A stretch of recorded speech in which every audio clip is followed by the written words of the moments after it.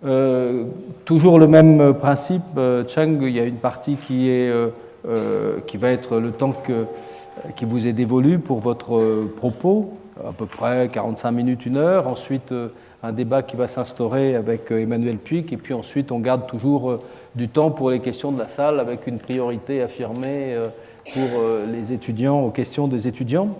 Emmanuel Puig, vous le connaissez, il est aujourd'hui enseignant à Sciences Po, il est conseiller Asie du directeur de la stratégie au sein de la DGRIS, et il a été chercheur au CNRS, notamment dans le centre que dirige François Godement, que nous recevions la semaine dernière, et ses recherches portent notamment sur les questions de défense et les questions stratégiques.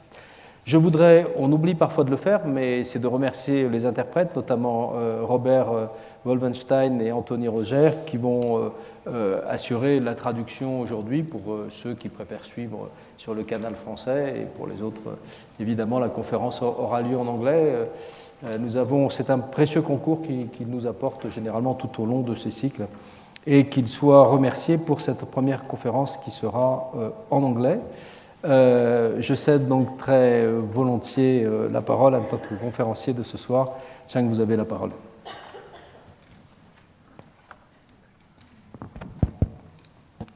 Bonsoir. Thank you very much. Bonsoir, merci beaucoup au professeur Gauthier pour cette très aimable invitation à ce cycle de conférences de haut niveau dédié à la Chine. Je suis vraiment ravi d'être à la Sorbonne.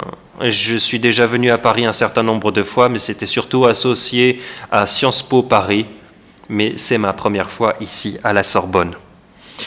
Et c'est aussi la première fois que je fais l'expérience d'une journée de neige à Paris. Donc, et merci aussi à tous les collègues et aux étudiants qui sont ici avec nous ce soir pour parler du rôle de la Chine dans le monde et à l'avenir. Comme vous le savez, 3 éminents conférenciers se sont exprimés avant moi, un ancien Premier ministre, puis François Godement, un ancien ami à moi, et je sais que je connais bon nombre de ses points de vue concernant la Chine, donc je m'attends tout à fait à ce que l'on puisse avoir un certain nombre de débats après. Je m'attends à des dizaines de questions de votre part. Le sujet... pardon. En outre, quand je vois la liste des conférenciers, je vois que je suis peut-être le seul ressortissant chinois dans toute la série à venir parler de la Chine. Donc je vais exploiter cette occasion. On trouve plusieurs aspects que je souhaiterais évoquer. Premièrement, je vais parler du retour dans le monde de la Chine, vraiment au centre de la scène. Et ensuite, nous allons parler de la crise du leadership international et ensuite des implications de cela pour la Chine. Puis, je vais tenter d'étudier les points de vue sur le leadership international, parce que ça, c'est une question qui est très importante pour la Chine. Quel genre de leadership avions-nous par le passé et quels sont les problèmes que nous avons connus du point de vue chinois par le passé?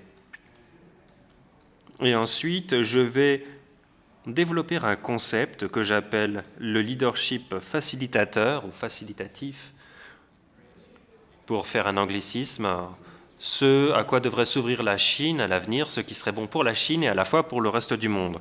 Et puis aussi, il faudra se confronter à l'enjeu Trump. Dans cette situation, comment pouvons-nous avancer? Et ensuite, une courte conclusion, où je vais tenter de terminer en moins d'1 heure.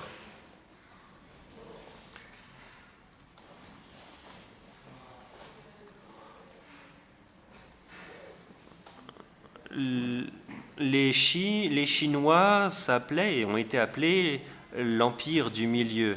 Et ça a duré près d'un millénaire, où nous étions au centre du monde connu, en gros, de l'Asie donc. Nous étions donc un grand État avec une très forte population, plus avancé du point de vue du développement que nos voisins, un pays très vaste également,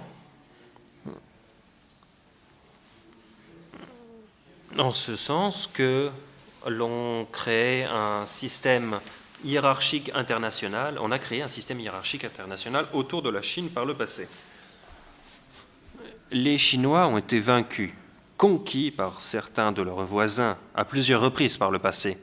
Néanmoins, pour les Chinois de l'Antiquité, ils pensaient que même s'ils avaient été conquis, puisqu'on était plus avancé du point de vue civilisationnel et culturel, nous avons réussi à assimiler toutes ces minorités et donc à les intégrer dans une grande Chine. Mais les choses ont évolué. Quand les puissances occidentales sont arrivées dans cette partie du monde, on peut donc voir que des historiens de l'économie nous ont montré qu'au début du XXe siècle, la Chine représentait encore un tiers du PIB total du monde, comme on peut le voir ici. Ça, c'était au début, 1820. Un tiers du PIB mondial. Mais ensuite, il y a eu une sorte de chute libre pendant plus d'un siècle. Et on voit donc l'essor de l'Empire britannique, puis des Américains et un petit peu des Russes, d'une certaine façon.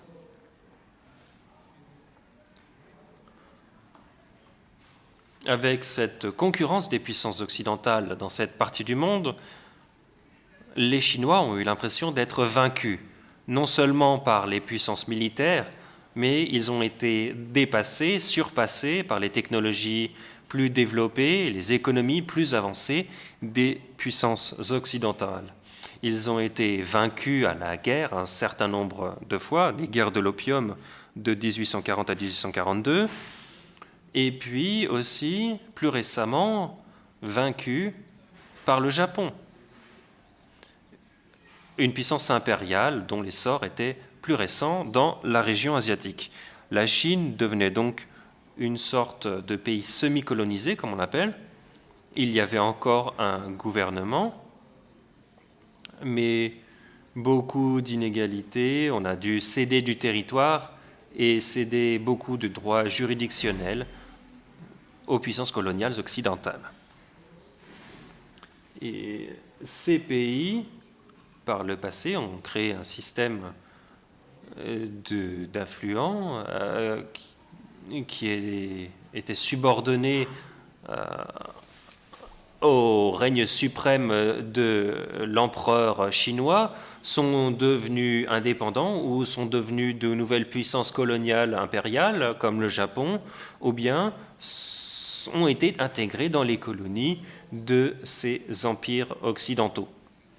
Et donc, la Chine a perdu sa centralité en Asie à partir de 1840.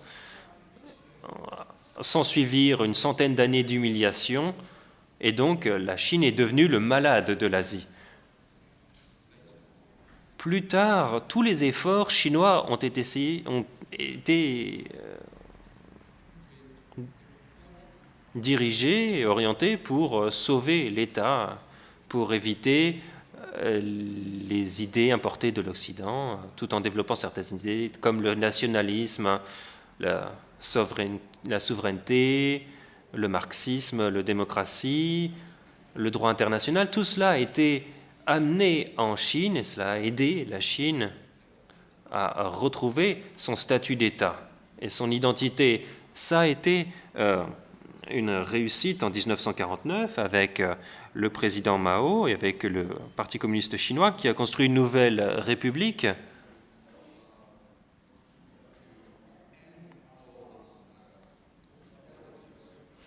Et cela a pu mettre fin à cette soumission aux puissances extérieures. On n'a plus connu de défaite militaire depuis lors. Nous avons développé la puissance nucléaire. Nous avons même vaincu les États-Unis dans la péninsule coréenne et aussi dans l'est de la Chine. Aussi, on a peut-être aussi aidé les Vietnamiens à vaincre la France. Mais le président Mao est un leader romantique qui est friand de révolution, qui voulait changer la société de manière fondamentale. Donc il y a eu le grand bond en avant, la révolution culturelle, et la Chine n'a cessé de se développer. Il y a donc eu cette stagnation économique pendant un certain temps. Ensuite, avec Deng Xiaoping, à la fin des années 70, c'est là que les réformes économiques et l'ouverture ont démarré. On a essayé de développer l'économie et la société chinoise. Maintenant, après 40 ans, on peut voir que la modernisation économique de la Chine a obtenu de nombreux résultats. Un certain nombre d'années sont très importantes. En 2010, le PIB chinois, selon le taux de change nominal, a dépassé pour la première fois celui du Japon. Donc, à nouveau, la Chine est devenue l'économie numéro 1 de l'Asie en 2010. Ensuite, en 2014, selon des estimations du FMI et de la Banque mondiale, du point de vue des parités de pouvoir d'achat, ils ont calculé que l'économie chinoise avait dépassé celle des États-Unis. Même sur ce point, les Chinois restent assez prudents. Nous ne disions pas que nous étions la plus grande économie mondiale en 2014. Mais ça, c'est un calcul de la Banque mondiale, néanmoins. La Chine a donc été poussée sur le centre de la scène dans le monde, aux alentours de cette période. La Chine n'était pas véritablement préparée à cela, parce que si vous regardez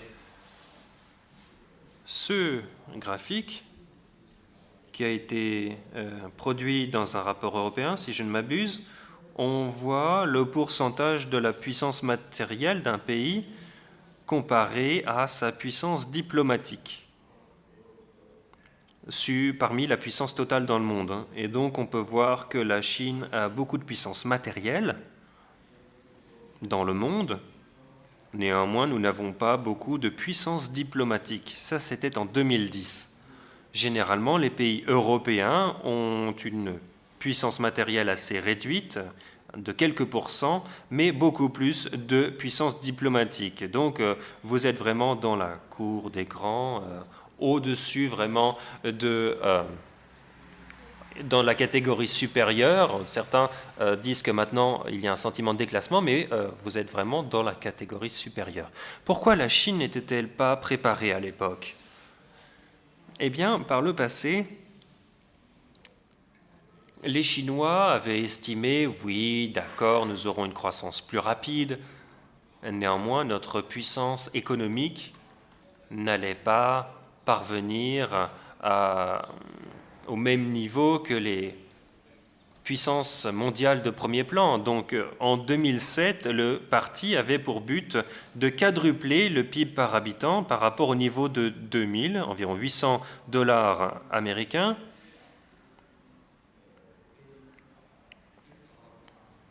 pour atteindre 3500 $ à l'année 2020, donc quadruplé en 20 ans.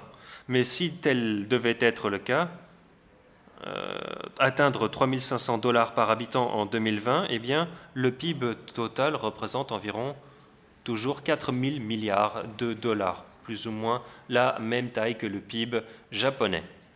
Donc les Chinois pensaient que peut-être qu'il fallait rattraper le Japon d'ici à 2020. Néanmoins, dès 2010, nous avons dépassé le Japon. Et donc, 10 ans avant le plan.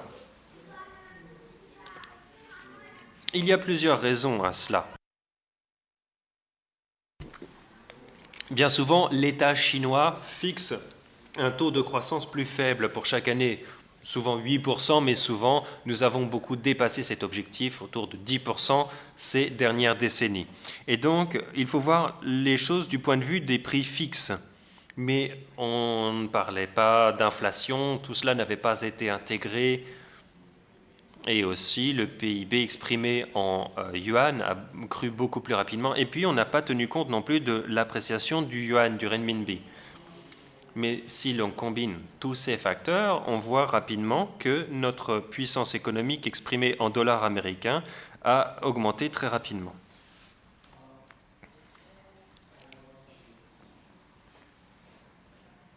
Je suis allé au Panthéon cet après-midi. Je crois que c'est un lieu magnifique ici, avec tous ces grands noms. On se déplace parmi les tombes au Panthéon.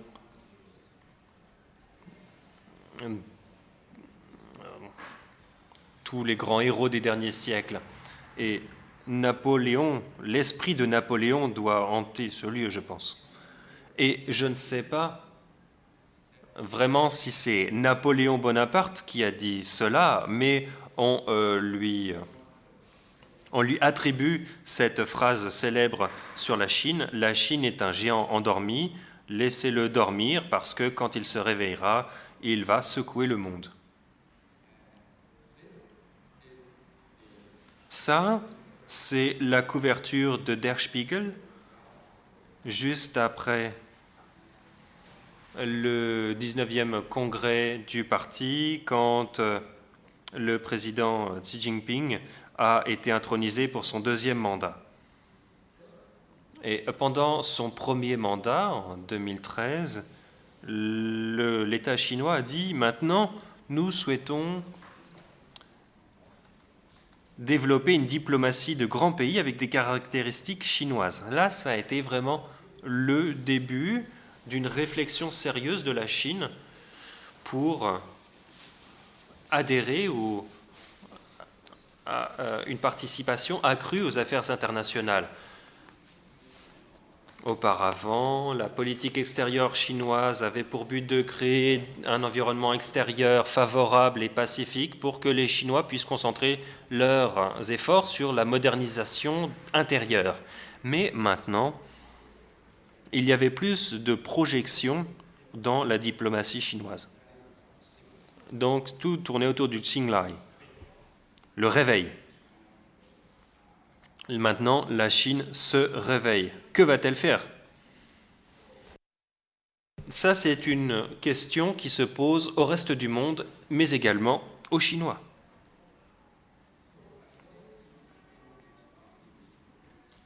Quelle est donc la situation du leadership international dans le monde actuel? On voit qu'il y a une crise dans ce domaine. Une crise qui est produite par deux choses, deux facteurs. Premièrement, un leadership insuffisant dans le monde actuel. Tout le monde le sait. À cause de tous les problèmes auxquels nous sommes confrontés, et nous n'avons pas assez de pays forts qui se rassembleraient pour construire des institutions mondiales soutenues par assez de ressources et d'instruments pour résoudre les problèmes que nous affrontons. Ça vient d'une asymétrie entre le système des États souverains et le monde globalisé. Voilà ce que nous dit le sens commun, le bon sens. Et maintenant, vu ce que fait l'administration Trump aux États-Unis, la situation est exacerbée encore. Mais beaucoup de personnes auraient tendance à ne pas voir la deuxième dimension qui est celui d'un mauvais leadership. Je crois que les États-Unis et certains autres pays étaient leaders par le passé. Ils apportaient beaucoup de leadership et dans l'ensemble, il y a beaucoup de bons pays qui soutiennent la mondialisation, qui participent à l'OMC, au FMI et à la Banque mondiale pour aider les autres pays. Tout cela, c'est bien. Néanmoins, il y a certains facteurs qui ne vont pas dans le bon sens, qui créent énormément de problèmes dans le monde actuel, tels que la guerre en Irak. Je ne vais pas m'étendre sur ce point. Je ne vais pas dire que l'intervention occidentale en Syrie et en Irak est un exemple de mauvais leadership. Peut-être que nos collègues français ne seraient pas heureux d'une telle affirmation. Mais ensuite, Trump est arrivé au pouvoir. Et je crois que le bon côté, c'est qu'il s'est rendu compte de certaines des erreurs faites par les gouvernements américains successifs. Et donc il a dit, nous ne ferons plus certaines des choses qui ont été entreprises sous Obama, comme développer la démocratie au Moyen-Orient, ou beaucoup d'interventions dans cette partie du monde. Ça pourrait être une bonne chose, parce que cela permet de réduire l'ampleur des problèmes que l'on pourrait générer à cause de mauvaises interventions. Mais là, il va dans l'autre mauvaise direction. Il se retire du bon leadership qui doit être apporté par les Américains contre la libéralisation du commerce, contre l'accord de Paris, etc., etc.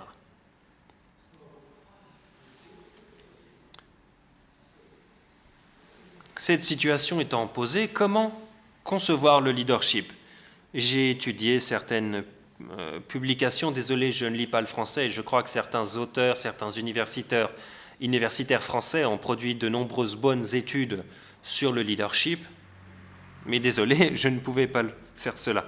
J'ai donc étudié certains universitaires occidentaux et européens qui écrivent sur le leadership, ainsi que certains écrits chinois. J'ai essayé de voir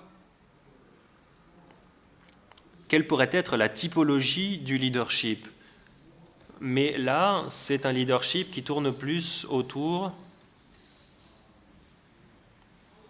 de la manière dont nous pouvons créer le leadership, comment le susciter, quelles en sont les sources, sur quelles sources pouvons-nous compter pour apporter du leadership. Si vous prenez le leadership structurel, c'est plus la répartition de la puissance. Si vous avez plus de puissance, vous pouvez traduire cette puissance en leadership. Si vous prenez le leadership intellectuel, là c'est plus l'humain. Si l'on peut créer des idées qui seront source d'inspiration, qui pourront encourager les autres à vous suivre. Si on prend le leadership institutionnel, c'est plutôt une façon de construire des institutions qui peuvent rassembler le soutien des peuples pour se concentrer sur certaines problématiques afin d'essayer de les résoudre.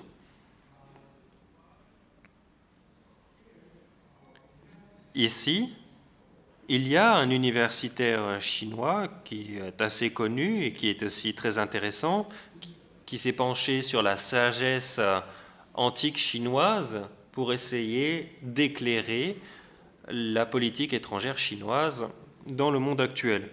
Si vous prenez la réflexion chinoise antique sur les trois types de leadership, il y a la première, le Qiang, le leadership des tyrans par la force.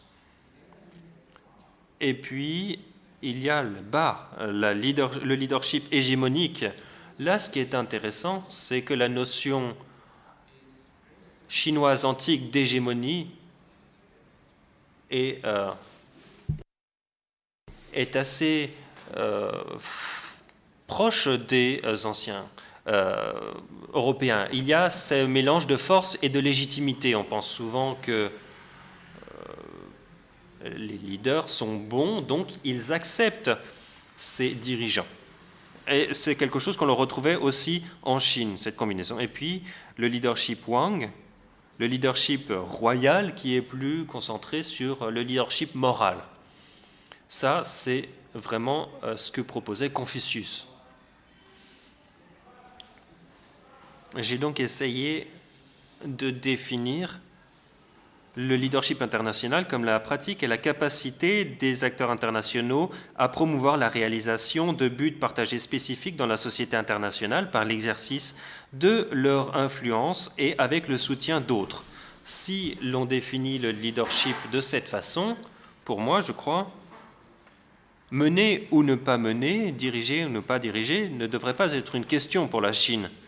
Parce que si vous voyez la réaction des des dirigeants chinois après le congrès de mars de l'an dernier, le ministère des Affaires étrangères et le Premier ministre ont répondu à la question des journalistes que pense la Chine d'être un meneur dans le monde? Eh bien, ils ont répondu non, non, non, on ne parle pas de leadership, parlons plutôt de responsabilité. Et le Premier ministre n'a complètement pas tenu compte de cette question. Parce que quand on parle de leadership international, c'est un leadership à l'américaine. Souvent, on a tendance à critiquer cela en Chine. Et donc, on ne peut pas utiliser ce mot dans le contexte chinois. Mais ce que j'essaie d'avancer ici est que si l'on comprend le leadership à cette aune, eh bien, oui, les Chinois devraient adhérer à ce concept du leadership et l'exercer dans le monde. Donc la question la plus importante est de savoir comment la Chine va être un meneur. Et je développe donc ce concept de leadership facilitateur, et ça pourrait être peut-être un nouveau type de leadership international. I try to develop a new. Ce que j'essaie de faire ici, c'est de développer un nouveau cadre qui s'intéresse aux différentes dimensions du leadership, en essayant ainsi de mieux comprendre ce concept. D'abord, premier critère, le nombre de dirigeants. Parce que lorsque les Américains parlaient de leadership, c'était le leadership américain. C'était les États-Unis qui menaient, qui dirigeaient le monde. Donc il n'y avait pas la notion de diriger avec les autres. L'idée, c'était que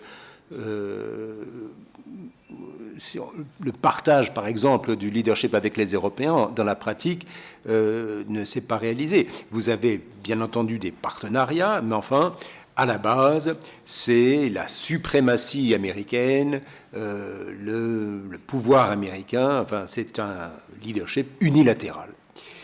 Et puis, il nous faut essayer de voir comment cette façon de diriger peut se faire de manière plurielle. Et j'ai lu un autre article, justement, sur la Chine, l'Europe et l'ordre mondial, et j'ai examiné différentes situations dans lesquelles les Européens et les Chinois pourraient être amenés à collaborer dans un travail de direction, de leadership, c'est-à-dire que le travail peut être partagé, réparti, pour aboutir finalement à une gouvernance, partagée. Ou alors ça peut être une gouvernance complémentaire, c'est-à-dire que chacun, assume une responsabilité, une spécialité.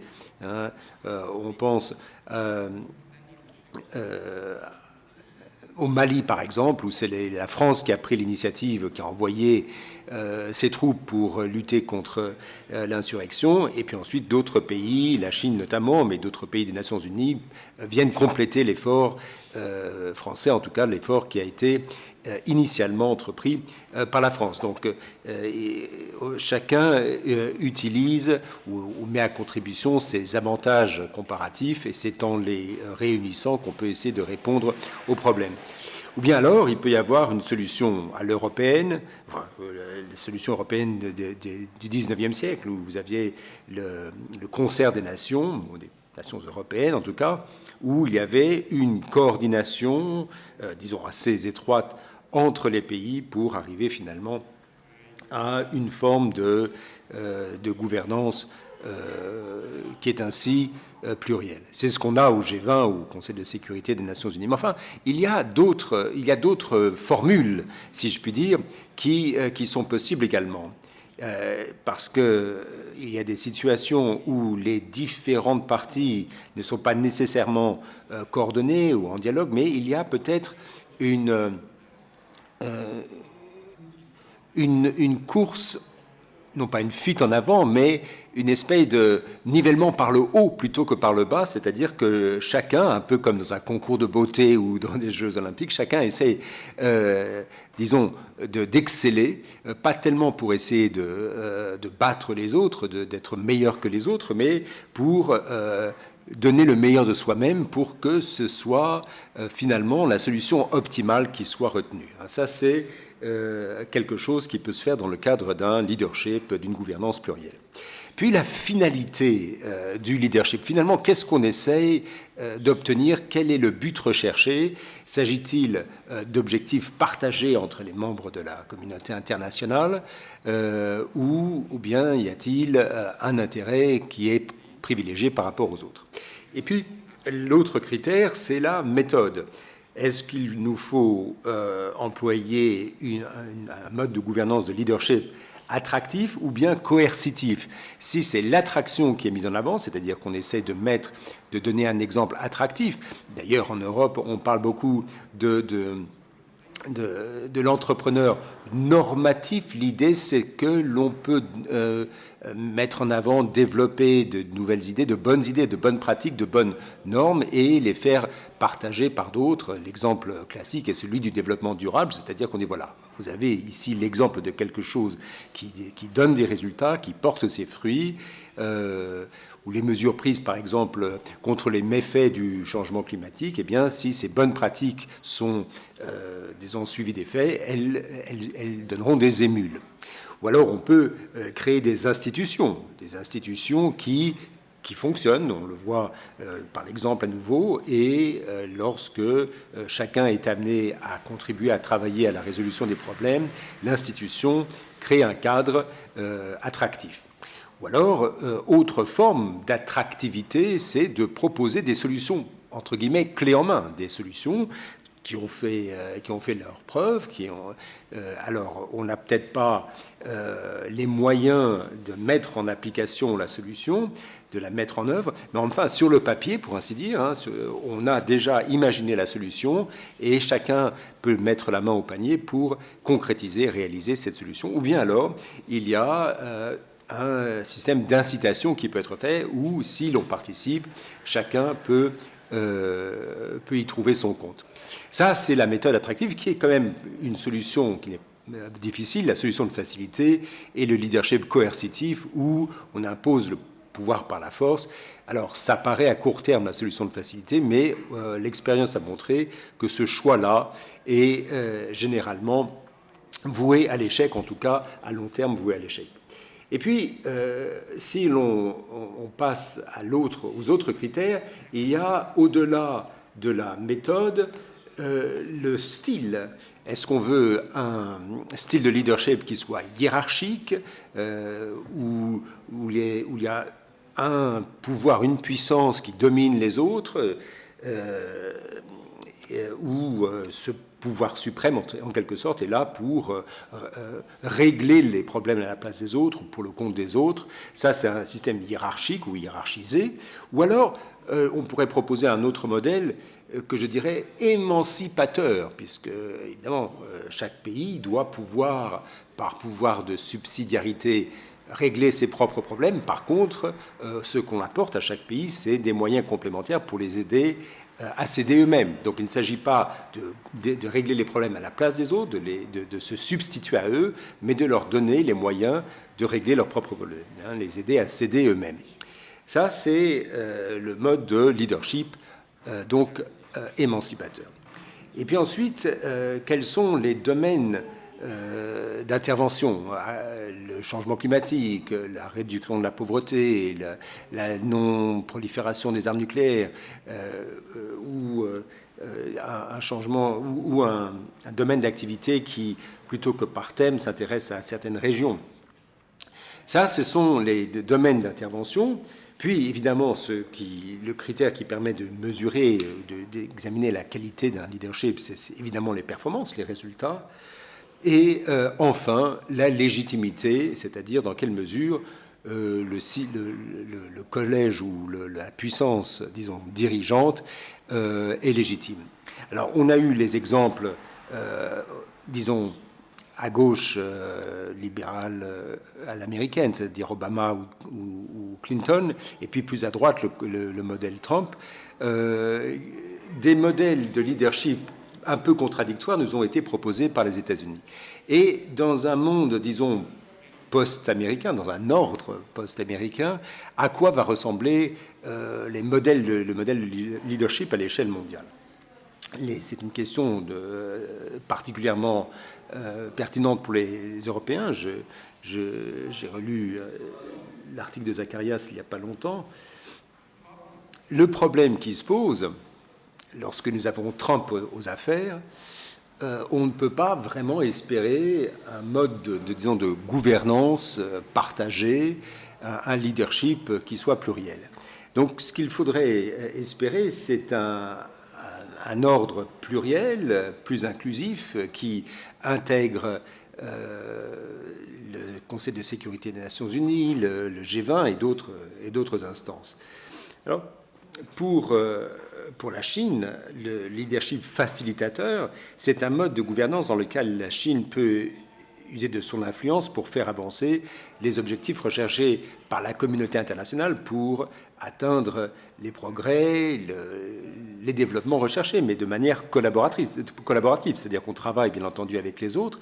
Le but quand même, c'est bien entendu d'arriver à une situation gagnant-gagnant, comme on dit win-win. Puisque certes chaque pays pense à ses propres intérêts, mais ce faisant permet de servir la cause des autres pays, les intérêts d'autres pays et d'une manière générale de la communauté internationale. L'idée c'est d'avoir un modèle, disons, attractif. Je ne dirais pas pour autant qu'on ne fera rien de manière coercitive. On peut imaginer que les pays, d'une manière générale, seront tentés d'utiliser l'un et l'autre, la carotte et le bâton, ou, disons, un modèle attractif et un modèle coercitif. Pour autant, la Chine, jusqu'à présent, s'est surtout concentrée sur ce pouvoir attractif, c'est-à-dire user de son influence pour donner une incitation positive à suivre son leadership. Alors, et d'ailleurs, ceci est particulièrement important pour la Chine. Pourquoi ? Parce que si l'on n'essaye pas de définir les limites claires du rôle du leader à l'échelle mondiale, on risque de se retrouver dans une situation où, bon gré mal gré, on se trouve mêlé aux affaires domestiques des différents pays et on se retrouve à porter une charge beaucoup trop lourde par rapport à ce que devrait être, disons, l'ambition ou le mandat d'une puissance mondiale. Et quelle que soit la puissance d'un pays, il ne saurait porter à lui seul la charge ou les problèmes de tous les pays du monde. D'ailleurs, l'expérience nous a montré, même que lorsque les superpuissances essaient de se mêler des affaires des autres, ils n'arrivent pas, en tout cas certainement pas complètement, à régler à leur place les problèmes des différents pays. Mais dans la pratique, et là, on constate que en fait, ce modèle de leadership existe déjà, puisque la Chine participe à renforcer les institutions inclusives, multilatérales, telles que les Nations Unies, l'OMC, le FMI, ou le G20 ou l'accord de Paris. La Chine a joué un rôle très constructif. Et après la grande crise financière, la Chine s'est engagée à consentir au FMI des prêts à hauteur de 92 milliards de dollars, et la Chine, à ce jour, est le deuxième contributeur, je crois qu'on le voit sur la diapo, parmi au budget plutôt des Nations Unies pour les forces de maintien de la paix. Et donc, actuellement, je crois que la Chine en est à 10% du budget total. Et vous avez 10 grands contributeurs, et donc la Chine est le plus gros contributeur en troupes, c'est-à-dire que c'est quelques 6000 soldats qui ont été envoyés par la Chine, donc le plus grand nombre parmi les pays du P5, c'est-à-dire du Conseil de sécurité des Nations Unies, les membres permanents. Alors, la Chine appuie ces institutions, disons, générales, les grandes institutions inclusives, mais ce qui est nouveau, c'est que vous avez ces institutions déjà connues, mais ce que la Chine recherche davantage, c'est le travail avec les nouvelles institutions. Alors, vous connaissez le FMI. Le FMI vient de compléter sa réforme du droit de vote, puisque vous avez 6,4% maintenant pour la Chine, mais l'économie mondiale représente déjà 13% du PIB mondial. Mais avec la réforme de 2010, le Congrès américain a résisté pendant 5 ans à accorder à la Chine plus de droits de vote au FMI. Le Congrès américain a refusé de ratifier cette réforme, pourtant existante depuis 2010, sauf si la Chine participait à la banque d'investissement. Alors, la Chine contribue à 4,5% des droits de vote.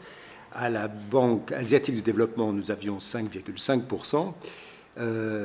Donc très en deçà, finalement, de la juste part qui devrait être la nôtre, compte tenu du poids économique et de la participation financière. Alors, on a créé la Banque asiatique d'investissement pour l'infrastructure. Alors cette fois-là, nous avons 26,1% des droits de vote. En fait, il ne s'agit pas d'avoir un monopole. Nous avons proposé au Japon, aux États-Unis de participer, mais c'est ces deux pays qui n'ont pas souhaité s'associer à la BAII, à la Banque asiatique d'investissement en infrastructure. Donc, du coup, on se retrouve avec une part quelque peu démesurée des droits de vote. Donc il y a un système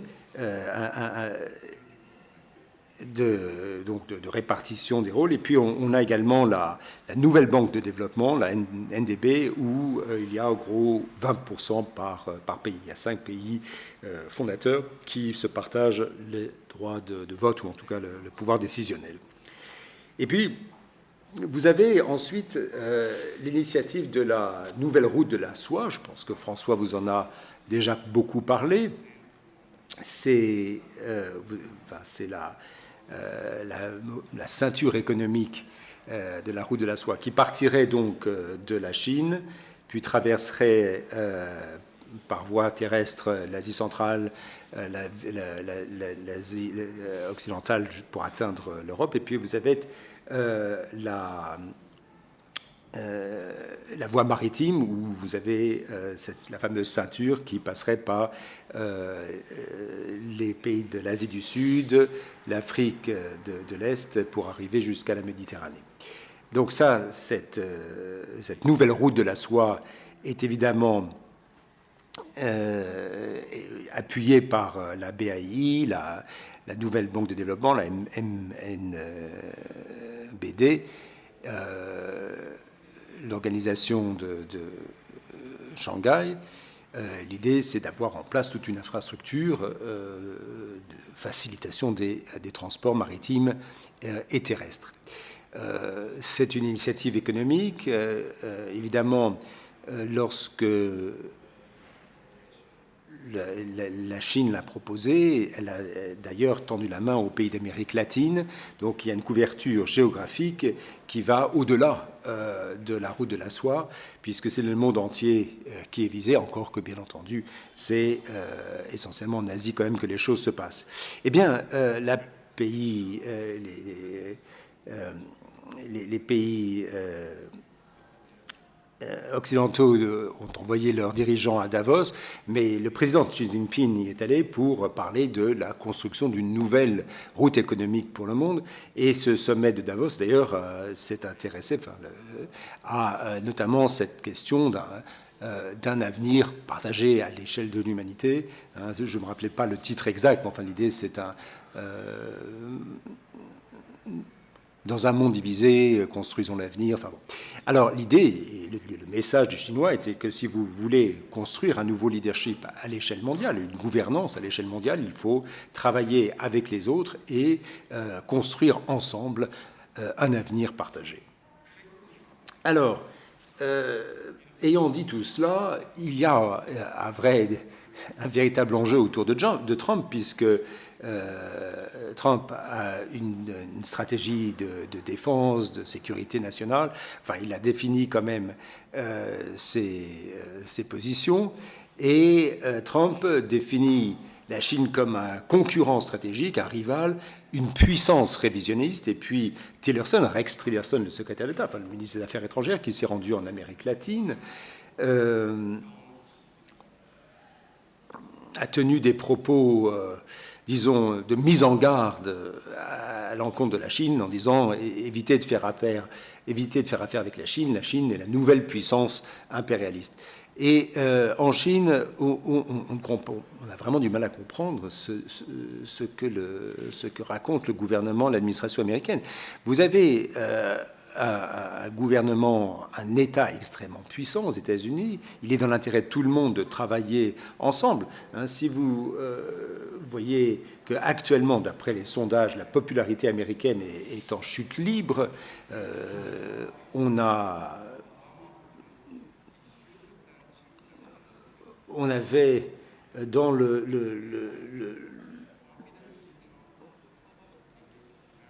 on voit que la défiance envers Trump est passée de 23 à 74%, la confiance est passée de 64 à 22%. Ce sont exactement les tendances inverses en Chine. On voit que tout le monde se méfie des États-Unis et de l'administration Trump. En Europe, on s'intéresse à la construction d'un nouvel ordre. Alors, même si la Chine et l'Europe ont des différences sur de nombreux points, il n'en reste pas moins qu'ensemble, la Chine et l'Europe peuvent essayer de ramener l'Amérique à la raison, puisque le monde a besoin de puissance de raison pour, disons, gérer la planète ou la gouverner de manière viable. Alors évidemment, dans les enjeux actuels, on se demande de quoi demain sera fait, à quoi ressemblera l'avenir. Lors du dernier congrès du Parti communiste chinois, deux objectifs, deux échéances ont été fixés, 2035 et 2050. 2035, ce à quoi ressemblera 2035. Alors là, si vous avez les taux de change nominaux, vous voyez les principales institutions financières nous prédisent que l'économie chinoise, pour le taux de change nominal, par rapport à taux de change nominal, sera supérieur à l'économie américaine. Même en termes nominaux, la Chine dépassera les États-Unis en 2030. Et en 2015, nous serons la puissance... 2050, pardon, pas 2015, excusez-moi. 2050, bien sûr. La Chine sera la puissance économique la plus importante du monde. Ça, c'est au taux de change nominal. C'est en parité de pouvoir d'achat. Nous atteindrons ces objectifs bien avant 2030. Donc, évidemment, je ne sais pas si la Chine, d'ailleurs, est vraiment prête à assumer cette position de superpuissance économique. Je ne sais pas ce que sera le scénario, mais si telle est effectivement la tendance,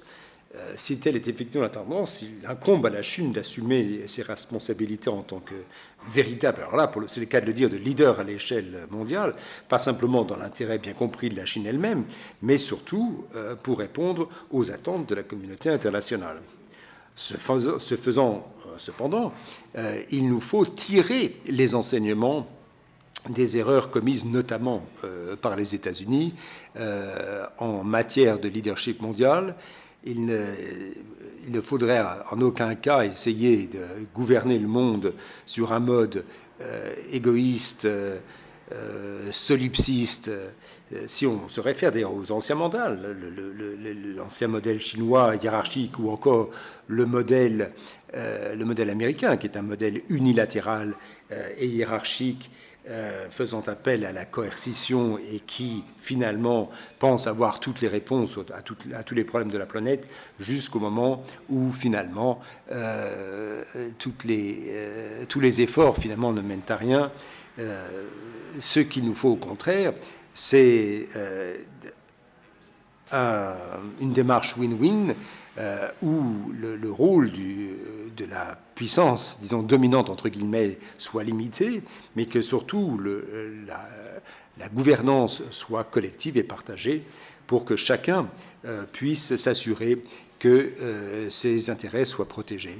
Ça n'est pas évident, ça n'est pas facile, même pour les Chinois. Il nous est toujours difficile de comprendre comment gérer ce genre de situation, puisque la solution de facilité, encore une fois, c'est le modèle classique chinois ou américain, modèle hiérarchique, pyramidal, unilatéral.